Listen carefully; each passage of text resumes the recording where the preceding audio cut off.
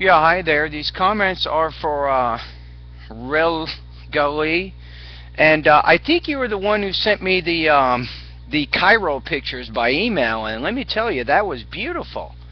Thank you for doing that.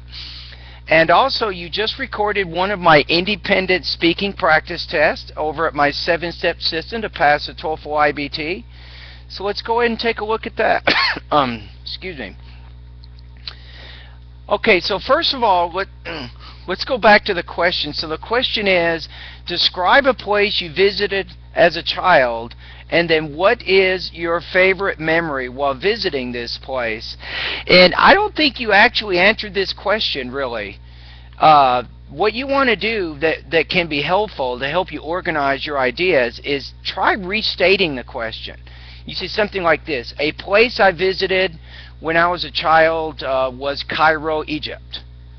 Now, the next thing that's difficult with this question is you have to describe the place a little bit. I'm not going to say your whole speech has to do that, but you have to give some physical description of the city. Remember those pictures you sent me? I remember seeing a picture of a boat in a river at night. In the background, there were the lights of the city.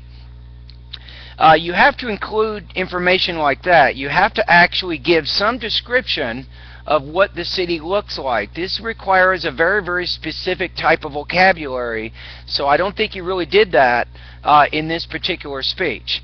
Now, the second thing is to talk about a favorite memory that you had while visiting this place. So your next strategy is to try to focus on some aspect of Cairo, because you can't just talk about the whole city.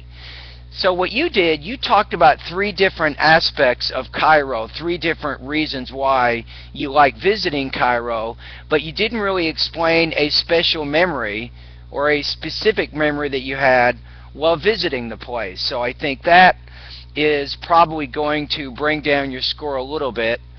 Okay, so let's take a look at the rubrics. So in terms of your delivery, you are having some problems with your stress, with your tone, and a few other aspects of your pronunciation, including your pausing. You're hesitating a little bit too much when you're speaking, so you need to work on that. You had some limitations with your grammar and your language use. Probably that's why you're speaking in so general terms. You don't have the specific vocabulary to help you explain your ideas.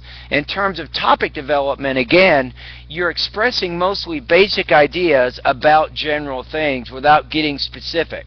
So that will cause you to score lower here. So I'm going to give you 1.50 out of 4, or 11 points out of 30 on this particular practice test.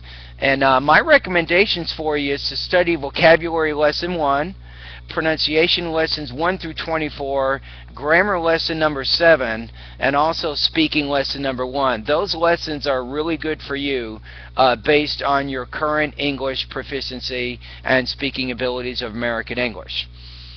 Alrighty. Anyway, good to hear from you, and thank you for doing the practice test.